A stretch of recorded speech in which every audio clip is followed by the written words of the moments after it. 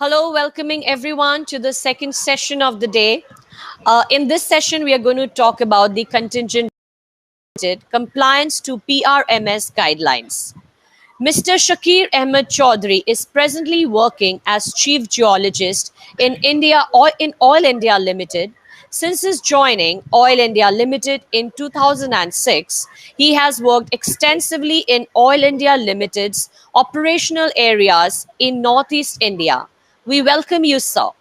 May I also take the opportunity to welcome Sri Manabesh Chaudhary.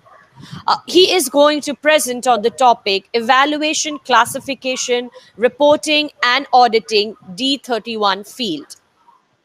Manabesh has 18 plus experience of subsurface experience across diverse range of projects in production, development, appraisal, and exploration. He is currently working as subsurface manager with Antelopus Energy. We welcome you, sir. The session will be moderated by Sri Pinagdhar Mohapatra. He is the Director Exploration and Subsurface at Antelopus Energy. After graduating from IIT ISM Dhanbad in Applied Geology, Pinag joined ONGC in the year 1983. He has 38 years of active experience in the field of hydrocarbon exploration and development.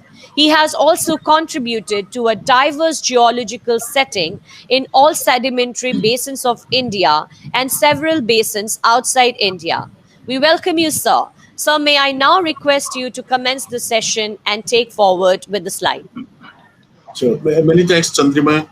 I think we'll commence the second session on the contingent resources. So we have two speakers in this session. So we'll start with Mr. Shakir Ahmed Chaudhary from Oil India Limited, and he will talk on the hydrocarbon resource management in Oil India and the compliance to PRMS guidelines. So, Mr. Chaudhary, the stage is yours, and please start. So you have 15 minutes time. And if you require, I can give you a pause before 5 minutes just to manage your time. Yes, thank you very much, sir. I will try to finish within the allotted time. I may go a few minutes extra, but I'll be surely trying to finish within the deadline. No problem. Thank you. Okay. Just you may load the presentation. Yeah.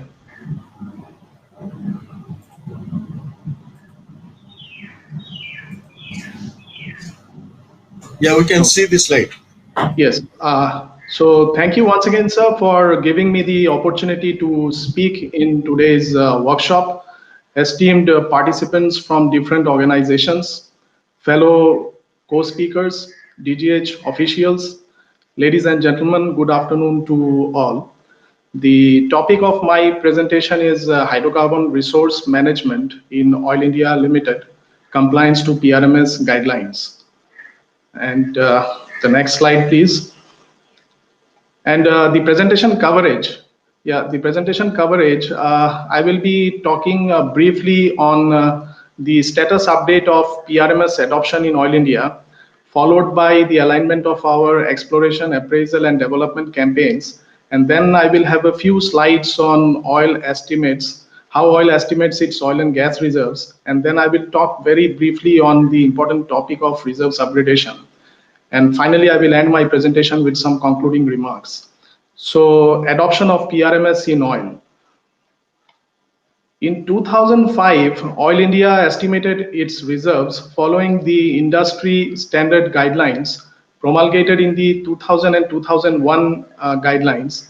So as oil's reserves portfolio management was already aligned with the latest guidelines, we were able to adopt PRMS 2007 and the subsequent later updates of 2011 and then 2018 almost immediately.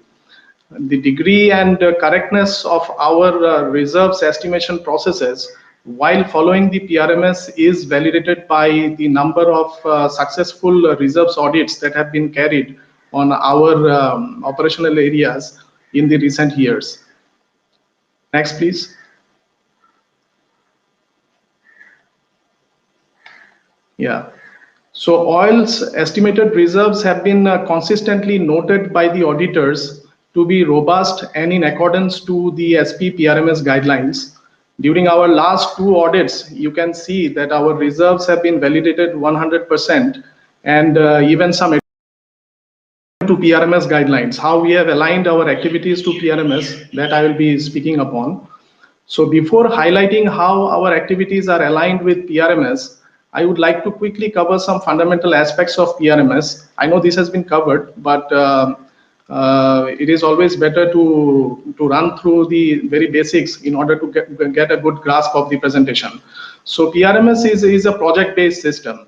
The classification is based on the project's chances of commerciality. That means we are moving from prospective resource to contingent to reserves and finally to production. So everything is related to the chances of commerciality of a petroleum project.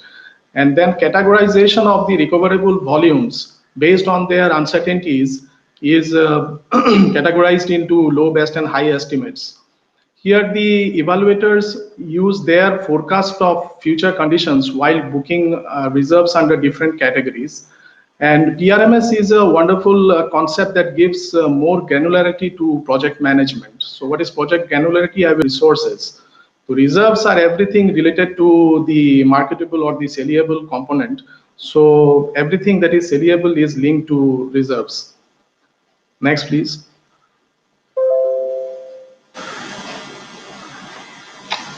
Yeah, so we often come across terms like a reserves report, reserves audit, reserves review. So a reserves report is basically a grassroots study of all the underlying data.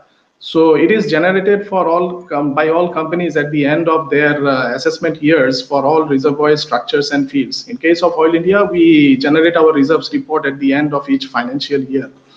And reserves audit is an examination of the reserves report by an independent third party.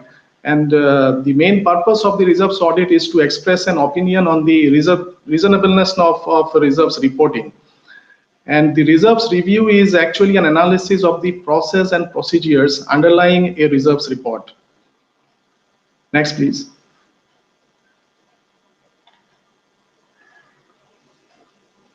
So PRMS, it is a concept that has been designed to support the petroleum project right from cradle to grave. This is a term widely used for PRMS.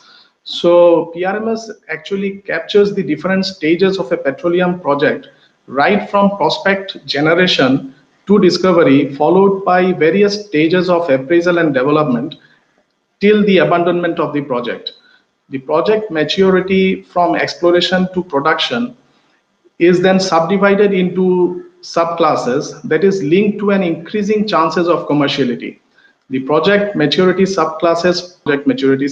So it beautifully actually captures the concept of project granularity in PRMS. Next, please.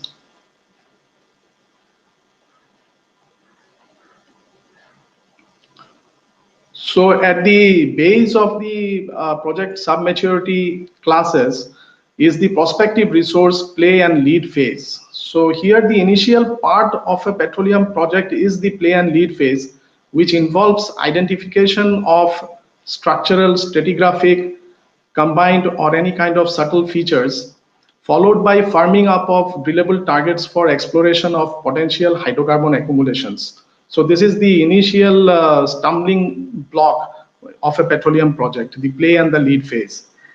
Next, please. The prospective resource or the prospect phase.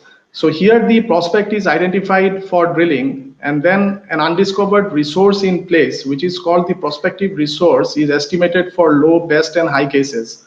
Factors like structural closure, size, spill point, analogical data, geological chances of entrapment, migration and accumulation, etc. are taken into account for prospective resource estimates. Next, please. So next comes the exploration drilling campaign. Here the confirmation of hydrocarbon accumulation in an exploratory well drilled in an identified prospect can now be taken up for plans may undergo changes as the project matures. It must be borne in mind that all technically feasible plans may not be commercially all the time. commercially viable all the time. That is the important part. You have a technically feasible project, but then not all technically feasible projects can be commercial or viable during the time of the execution of the project.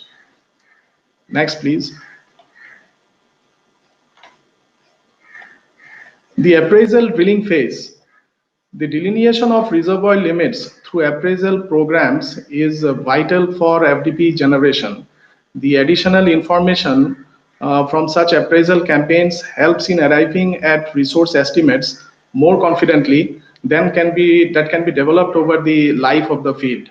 Depending upon situations, a particular project can have more than one appraisal programs for phase-wise FDP of a bigger project. So the appraisal drilling phase is important to know what is the actual resource size that you are looking into for development of the project. Next, please. Next, yeah. So the reserves or contingent resources. Now, these have been discussed earlier. The two factors that critically determine whether the recoverable volumes from a project will be reserves or contingent are the commerciality and the technically feasibility clauses of the PRMS. So we book reserves only if the recoverable volume remain economically viable throughout the life of a project, and there is always a commitment to develop resources through necessary approvals and project fundings. At any stage of the project, if the criteria for commerciality is not met, then such recoverable volumes will then have to be booked as contingent resources. Next, please. So this is the field development phase. The field development phase, we aim to develop our resources to the maximum extent possible. Here, the development of recoverable quantities is based on the proved estimates, and there is a commitment to implement the FDP through increased capital expenditures and achievement of the target ROR. Here we book the proved reserves for the recoverable volume from the committed wells of the petroleum. No, he's not able to connect. So we'll go to the second presentation, and then after that, by the time if Mr. Shakir is connecting, we'll take his remaining part.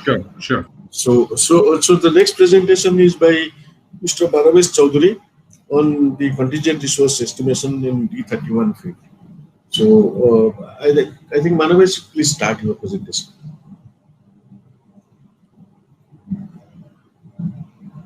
Just an update, sir. I just got off a call with Mr. Shakir. His entire office has lost internet connection, so it might be a while before they are back. So we can continue with Mr. Chaudhury's presentation. Sure. Good afternoon, sir. My screen is visible and I am audible. Yes, we are able to see your presentation.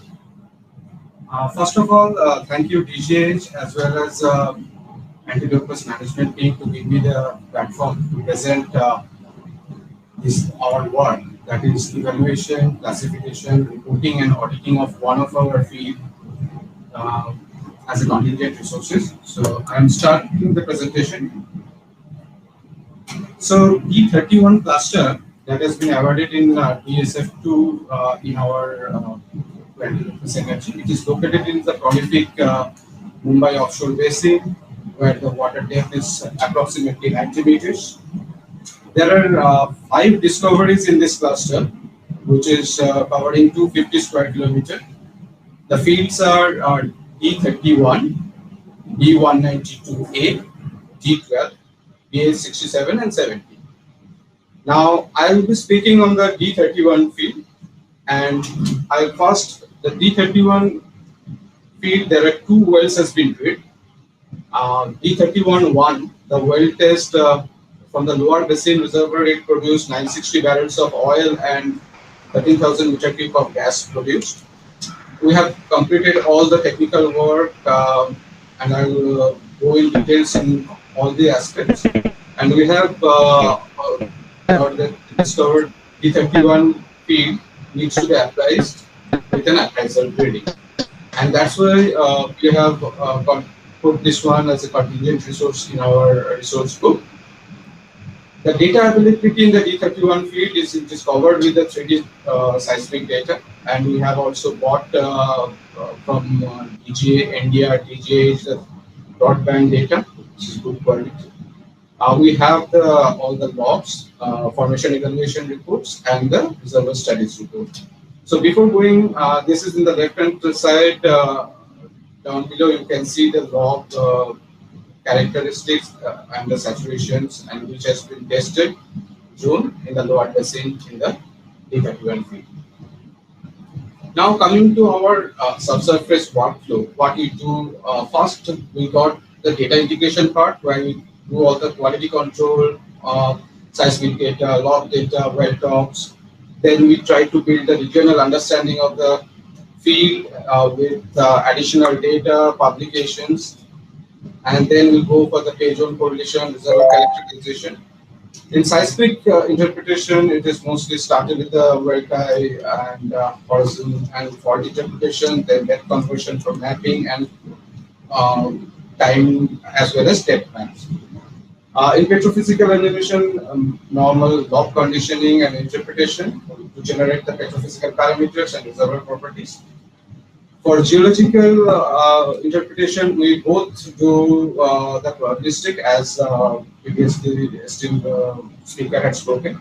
So we have done both probabilistic as well as geocellular modeling, statistics based.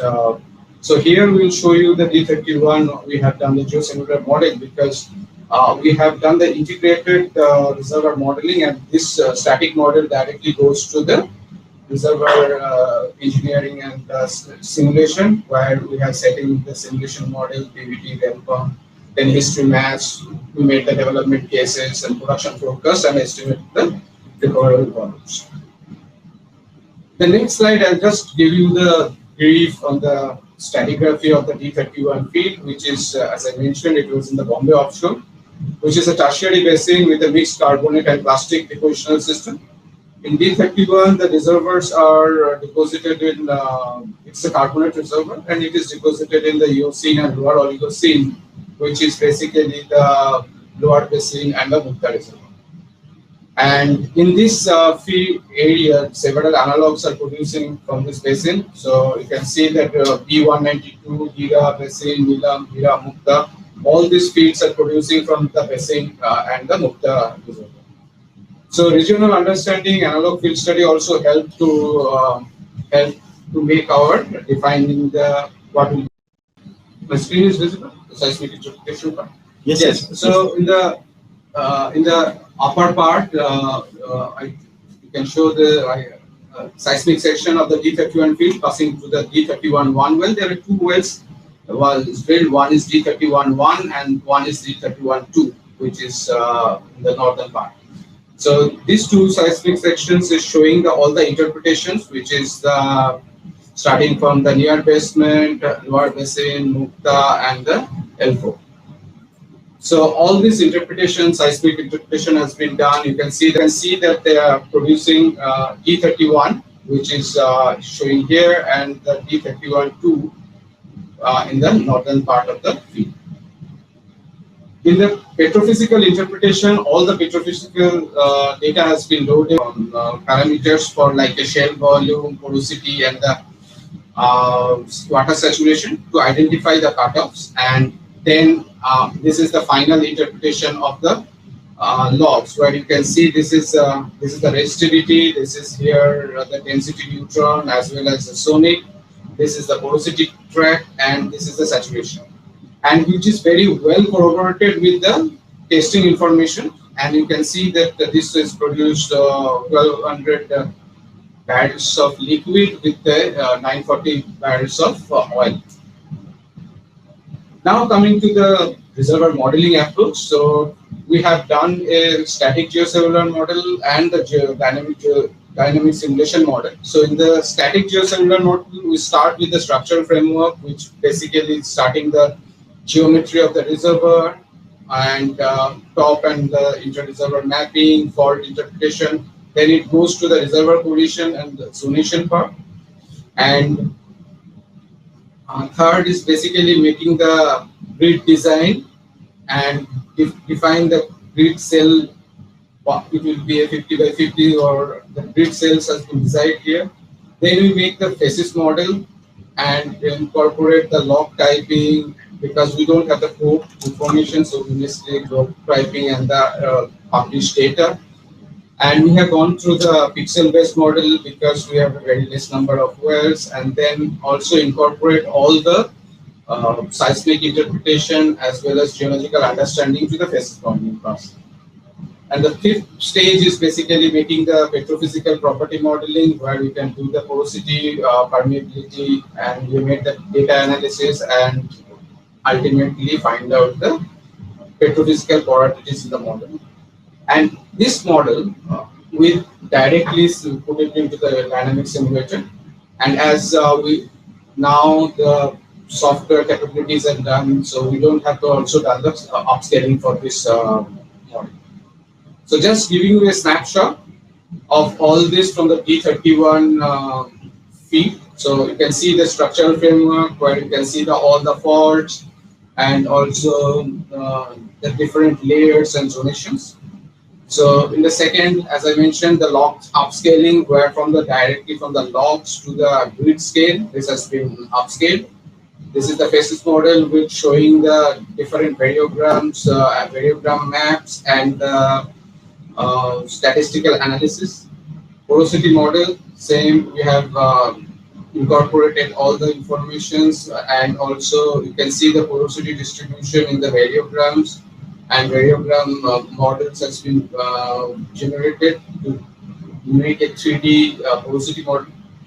This is the saturation modeling output, where you can see the saturation height function, which we have done to the bulk volume water methodology. And from that we have let me just try. Okay.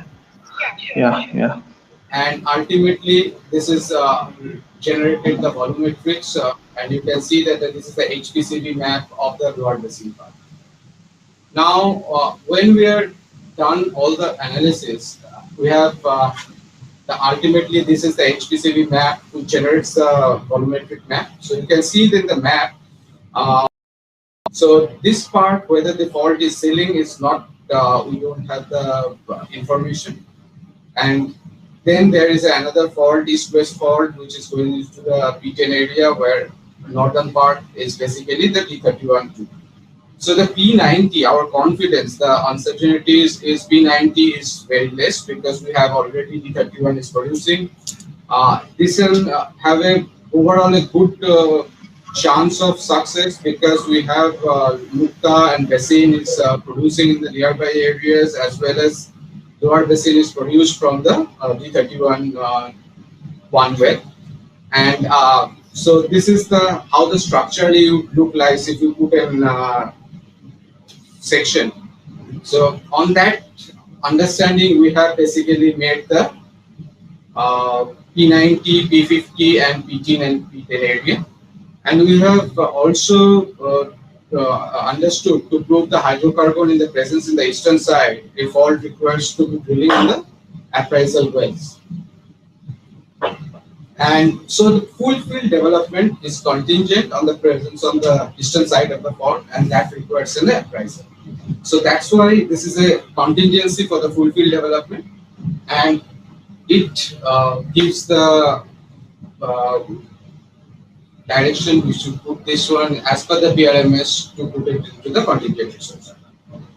Another important thing we just like to mention, this is an extracted from the PRMS 2018, page 16. If there is no successful test, then also it can be assigned to a contingent resources, where the log and code data and nearby producing analogs provide the evidence for the potential economic viability. In the D31 one well, if you can see, this is the log in the lower, this is the lower basin, which is produced the hydrocarbon.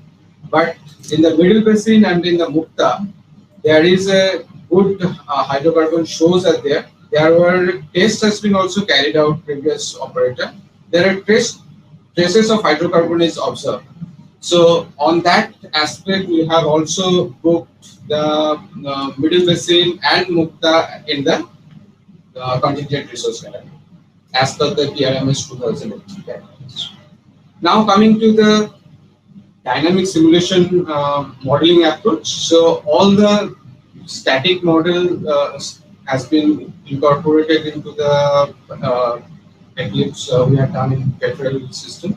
So the PVT data and the scale information what we have that has been incorporated into the dynamics model, and the model has been initialized to check the model equilibrium and the volumes which is matched with the static geocellular model based volume, and then the DST data which has been we have that has been matched with the dynamic simulation. So if the dynamic simulation it is not, the DST data is not matched, then is again we have rechecked the static model. So this is the integrated approach, and initially what also most of the speaker had said that integration is one of the key aspects for this. And then if it is an DST matched properly, then it goes to the different sensitivity analysis like a well type, well count, and different development concept, which gives rise to the TRR of the field. With you can see that the production profiles and the cumulatives has been estimated. So at the summary, this is the outcome from the static geocellular model, where you can see that the GRB, NRB, saturation, porosity, pollution volume factor, and that has been calculated with the P90, P50, and P10 area, as I mentioned in the previously in the maps. So this is the summarized version where you can have the individual zone-wise lower basin, where you have the in-place volume as well as the solution gas. In the dynamic simulation model, the STOIP of the from static model and the reservoir simulation has been matched, and you can see the oil recovery, what will be the maximum oil recovered from this field, recovery factor, all has been summarized. And the production forecast, what is basically depending upon the different production scenarios. So on that basis, we have made the contingent resources of 1C, 2C, and 3C, which is generated from the different type of development plans and the production scenarios. So as it has been mentioned earlier also, so I just matched all these contingent resources along with the D31. So D31 project is seen to have a reasonable potential for the eventual commercial development. To the extent that further data acquisition is required, which is drilling and appraisal well, and evaluations are currently ongoing with a view of the confirming the project is commercially viable and providing the basis for selection of the appropriate development plan. So that's the D31 project is basically considered in the contingent resources, and the development is pending as per the project maturity surplus. At the end, I will come to the auditing purpose. So Antilopus had done the independent reserve and resource audited from the International Reserve Auditor GCA, and you can see that the graph chart down below, it is basically showing the comparison between the hours versus the audited numbers, and which is very close as per the industry standard. So that's all. Thank you very much. Thank you again to Brijesh, my full team, and also Antilopus management for giving me the chance to speak to all. Thank you very much. Thank you, Madhavesh, for this excellent presentation, taking through the detailed workflow and depicting how a contingent resource estimation ideally should take place. It's really, really very enlightening, and also you ended with the audit, which is also a big part of the theme of the conference. So we started with the entire workflow, how the reserves were estimated, contingent resources were estimated, and ending with the auditing of the third-party auditor. So thank you very much for the nice presentation. So do we have now Mr. Shakir? No, sir, he's still, I mean, the Oil India network is still down. He's still not connected. So maybe if he can join later, we can accommodate him in some other session. I think that would make more sense. Because he's trying to move he's trying to move from the office to home. So once he reaches, I think we should do that, because his was a very nice presentation. It was building up and suddenly it happened. Right. So no, sure. We'll accommodate him once he joins. Yeah. So there is time to take a couple of questions. So one question was on whether 1C, 2C, 3, whether they pertain to in place or recoverable. I think that question would have been answered through the presentation of Mr. Manavesh Chaudhary. So it is both actually. So the moment you say it is 1C, 2C, 3C, directly it would pertain to recoverable. So whether it is recoverable resources. But we do estimate 1C, 2C, 3C for in place also. So you have to show and report both 1C, 2C, 3C as in place and also as recoverable. Second question was in case of less number of wells, how do geostatistics being used to populate the property away from the well? So I think that way I will request Mr. Manavesh to take up that question. I think he is expert in the modeling. Yes, when you have a less number of data, then it is really statistically it is difficult. So that's why at that time you have to get some more additional data of the other wells, and then you can generate a robust statistically derived curves. For example, here we have only 2 wells, but we have also got more than 7 wells in and around the area, and generate the porosity properties and porosity histograms so that it is more robust.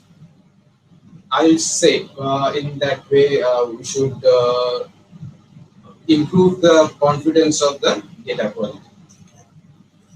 So thank you, Manavesh, for replying that question. So overall, it has been very, very satisfying 2 sessions. We had presentation from 5 companies, but very happy to note that all the companies are really geared up and they are using the PRMS 2018. Whether small, big, young, old, all the companies are. So this is a perfect match to the expectation. So I think DG Sahab will be happy and the entire DGS leadership will be happy to note that, and their entire objective, the purpose is being solved by this seminar. Once again, thank you DGH for really conducting this huge session and so useful. Thank you.